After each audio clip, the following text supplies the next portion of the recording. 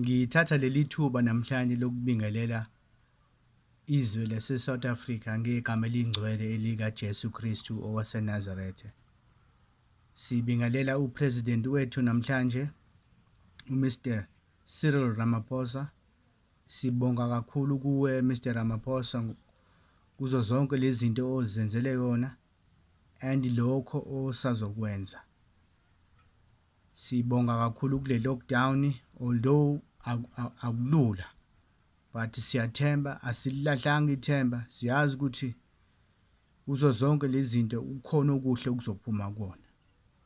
Namhlanje ngizobonga kakhulu kule video kuwo wonke ama-frontline workers, kakhulukazi empelweni kulaba izisebenzi zempilo, odokotela, onesi abathwele kanzima, laba aba-frontline abadila nale COVID-19, amaphoyisa,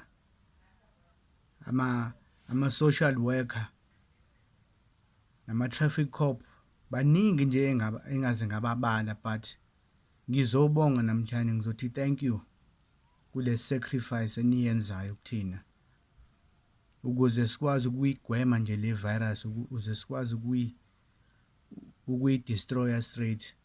Ake sigcine lo myalezo kaPresident wethu ngokuthi sihlale emakhaya, stay at home, sigeze izandla, hlambulani izandla, wash your hands, futhi lezo zandla singathinti ikhala noma sithinta amehlo noma umlomo.